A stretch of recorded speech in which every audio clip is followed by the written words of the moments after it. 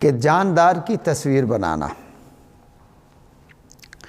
کسی بھی جاندار کی تصویر بنانا یہ حرام ہے۔ کسی کی تصویر بھی ہو، کوئی بھی ہو، اعلیٰ ہو، ادنا ہو، چھوٹا ہو، بڑا ہو، کوئی بھی ہو، تصویر سب کی حرام ہے۔ اب میں عرض کرتا ہوں کہ پیارے آقا علیہ الصلوۃ والسلام آپ کا اس حوالے سے کیا فرمان ہے، اسے غور سے سنیے۔ اور یہ گناہ ہمارے اندر عام پایا جاتا ہے، تصویر بنانے کا گناہ۔ ہم اسے گناہ نہیں سمجھتے، یعنی ہمارا ذہن ایسا ہو چکا ہے کہ ہم گناہ کو گناہ نہیں سمجھتے، اور ہمارے ڈرائنگ روم میں، ہمارے دفتر میں، ہمارے گھروں میں اور ہر جگہ پہ، ہمارے بیڈ روم میں جہاں دیکھو تصویریں لگی ہیں، ایکٹروں کی تصویریں، لڑکوں نے لڑکیوں کی تصویریں لگائی ہوئی ہیں، اور لڑکیوں نے ایکٹر لڑکوں کی تصویریں لگائی ہوئی ہیں۔ جو جس کو گلوکار، کوئی فنکار، کوئی اداکار پسند ہے اس کی تصویریں لگائی ہوئی ہیں، اور کسی نے اپنے پیر کی تصویر لگائی ہوئی، کسی نے اپنے بابا کی تصویر لگائی، کسی نے میاں بیوی نے اپنی تصویریں لگائی ہوئی ہیں۔ یہ سب تصویریں حرام ہیں۔ اس کو ذہن میں رکھیے گا کہ تصویر کسی نبی کی ہو، کسی ولی کی ہو، داتا صاحب کی ہو، غوث پاک سرکار کی ہو، بابا فرید سرکار کی ہو، کسی بھی ولی کی تصویر ہو، نبی کی تصویر ہو، ماں باپ کی ہو، دادا کی ہو، دادی کی ہو، نانا نانی کی ہو، بیٹے بیٹی کی ہو، میاں کی ہو، بیوی کی ہو، کسی کی بھی تصویر جو ہے، شریعت کا حکم، اللہ رسول صلی اللہ علیہ وسلم کا حکم یہی ہے کہ وہ حرام ہے، وہ تصویریں حرام ہے۔ اور جس گھر میں، جس جگہ پر تصویر ہوگی وہاں رحمت کے فرشتے نہیں آئیں گے۔ اس کو ذہن میں بٹھا لیجئے کہ یہ حکم سب کے لیے ایک ہے، مولویوں کے لیے، پیروں کے لیے، مریدوں کے لیے، استادوں کے لیے، شاگردوں کے لیے، عالم کے لیے، خاص و عام سب کے لیے یہ حکم اٹل ہے۔ یہ نہیں ہے کہ اب پیروں نے وہ تصویریں بنوا لی تو بڑی بڑی فلیکسیں لگائی ہوئی ہیں، تو یا نعت خوانوں نے یا مولویوں نے بڑی بڑی تصویریں اور فلیکسیں لگی ہوئی ہیں تو بھئی یہ پیر صاحب کی ہے، انہوں نے بنوائی ہے تو جائز ہے۔ نہیں، جس کی بھی تصویر ہے وہ حرام ہے۔ میں اپنی طرف سے نہیں کہہ رہا، آپ کی خدمت میں حدیثیں عرض کرتا ہوں کہ حضرت عائشہ صدیقہ ام المؤمنین، تمام مسلمانوں کی امی جان رضی اللہ تعالی عنہا، آپ سے روایت ہے کہ نبی کریم صلی اللہ تعالی علیہ وآلہ وسلم اپنے گھر میں ایسی کوئی چیز نہ چھوڑتے جس میں تصویریں ہوں مگر اسے توڑ دیتے، کہ گھر میں کوئی ایسی چیز، کوئی کپڑا، کوئی ایسا کوئی بھی کسی قسم کی جس پہ تصویر ہو تو آپ اسے توڑ دیتے یا پھاڑ دیتے۔ حضرت اماں عائشہ پاک رضی اللہ تعالی عنہا، آپ سے روایت ہے کہ انہوں نے ایک تکیہ خریدا جس میں تصویریں تھیں۔ پھر جب نبی کریم رؤوف الرحیم صلی اللہ علیہ وآلہ وسلم آپ نے اسے دیکھا تو آپ دروازے کے باہر ٹھہر گئے، آپ اندر تشریف نہیں لائے۔ حضرت عائشہ رضی اللہ تعالی عنہا آپ فرماتی ہیں کہ میں نے آپ کے چہرے مقدس میں ناپسندیدگی محسوس کی۔ فرماتی ہیں کہ یہ دیکھ کر میں نے عرض کی، یا رسول اللہ صلی اللہ علیہ وآلہ وسلم، میں اللہ اور اس کے رسول صلی اللہ علیہ وآلہ وسلم کی بارگاہ میں توبہ کرتی ہوں، میں نے کیا گناہ کیا؟ تو آپ آقا علیہ الصلوۃ والسلام نے ارشاد فرمایا، اس گاؤ تکیے کا کیا حال ہے؟ میں نے عرض کی کہ یہ میں نے آپ کے لیے خریدا ہے تاکہ آپ اس کے ساتھ ٹیک لگا کے بیٹھیں، آپ ٹیک لگائیں۔ تو آپ پیارے آقا علیہ الصلوۃ والسلام نے ارشاد فرمایا کہ ان تصویروں والے لوگ قیامت کے دن، یعنی تصویریں بنانے والے لوگ قیامت کے دن ان کو عذاب دیا جائے گا، انہیں عذاب دیا جائے گا۔ ان سے کہا جائے گا کہ جو تم نے بنایا انہیں زندہ کرو، یعنی جو تصویریں بنائی ہیں انہیں زندہ کرو۔ اور فرمایا کہ وہ گھر جس میں تصویر ہو اس گھر میں رحمت کے فرشتے نہیں آتے۔ یہ حدیث بخاری شریف مسلم شریف اور مشکات شریف کی حدیث ہے۔ ہم مسلمان ہیں، ہم ان کو مانے بغیر نہیں رہ سکتے، ان کو ماننا ہمارا حق ہے، ہمارا ایمان ہے، اور ہمیں حکم ہے، یہ ہمارے لیے ہی یہ ساری ان علماء کرام نے محنتیں کی ہیں، انہوں نے ان حدیثوں کو جمع کیا ہے، اور جمع کیا کیا ہے؟ جو پیارے آقا علیہ السلام کا فرمان ہے۔ اب اس پہ آپ نے غور کرنا ہے کہ آقا علیہ السلام نے ارشاد فرمایا، عائشہ، جو لوگ تصویریں بناتے ہیں قیامت کے دن ان کو عذاب دیا جائے گا، اور ان سے کہا جائے گا کہ یہ جو تم نے بنایا ہے نا، اس میں جان ڈالو۔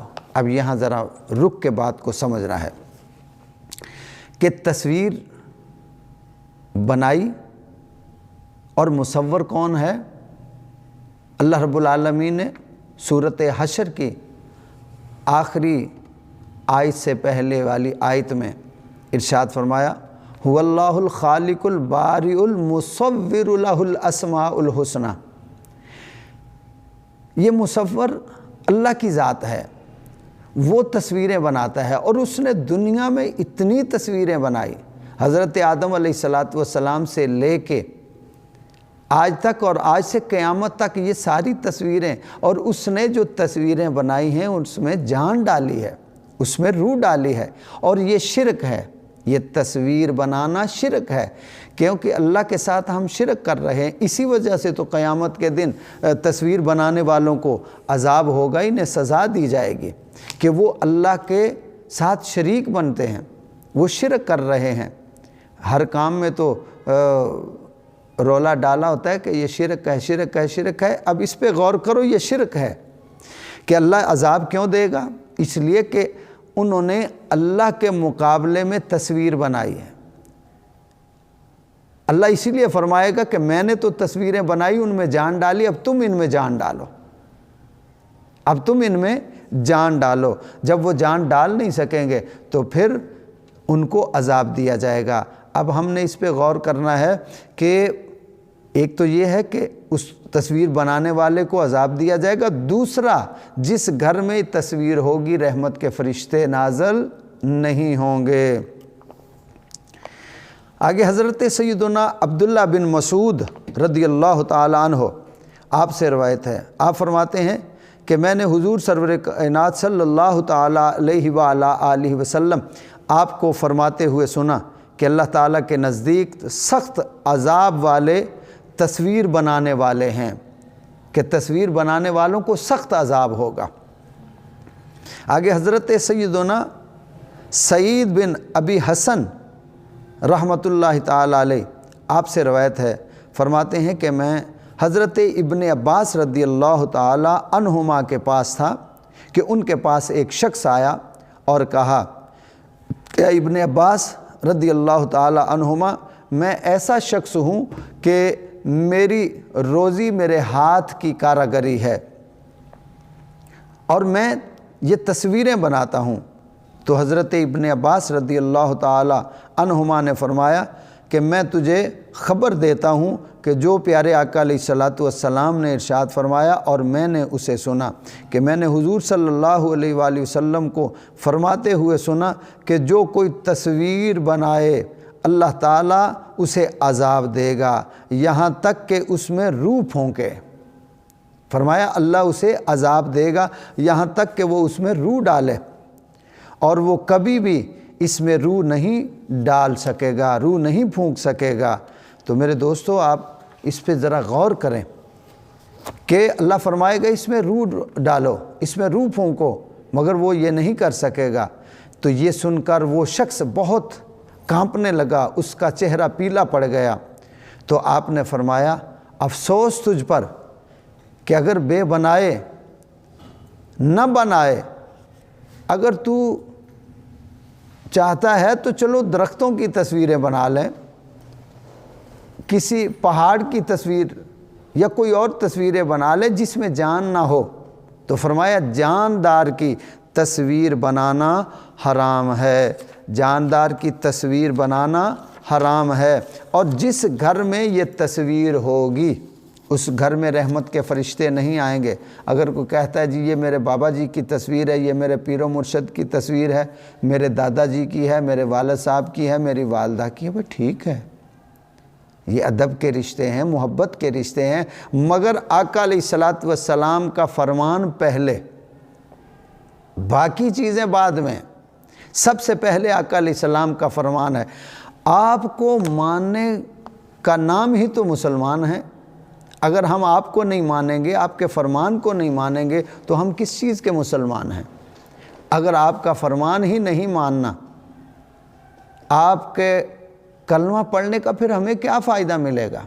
اگر ہم آپ کا حکم نہ مانیں، آپ کی تابع داری نہ کریں تو پھر کلمہ پڑھنے کا ہمیں کچھ فائدہ نہیں ہوگا۔ مثال کے طور پہ اگر ایک کافر ہے، ہندو ہے، یہودی ہے، غیر مسلم ہے، زبان سے وہ کلمہ پڑھ لے مگر دل سے اقرار نہ کرے، اسے تسلیم نہ کرے، ایمان نہ لائے، تو کلمہ پڑھنے کا کوئی فائدہ؟ انہیں کوئی فائدہ نہیں ہے۔ اگر دیوار پہ لکھ دو وہ پڑھ لیں گے۔ اگر کئی ایسے ہندو، کئی ایسے غیر مسلم ہیں کہ میں نے خود ان سے سنا کہ بڑے بڑے غیر مسلم ایسے ہیں کہ جو قرآن کی پوری آیتیں، سورتیں ان کو یاد ہیں، وہ پڑھتے ہیں، مگر وہ مسلمانوں کو وہ سورتیں یاد نہیں ہیں۔ کئی میں نے کافروں کو سنا، وہ کہتے ہیں کہ ہم ہیں تو غیر مسلم مگر قرآن پڑھتے ہیں تو ہمیں سکون ملتا ہے۔ ان کا ایمان نہیں، انہیں ثواب نہیں ملے گا، ان کا ایمان نہیں ہے۔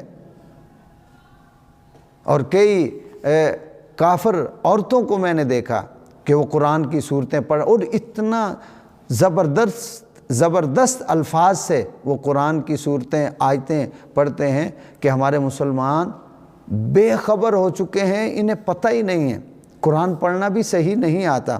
تو میں عرض یہ کر رہا تھا کہ ہم آقا علیہ السلام کے امتی ہیں، تو ہم پر لازم ہے کہ ہم اپنے آقا علیہ السلام کے حکم کی تابع داری کریں۔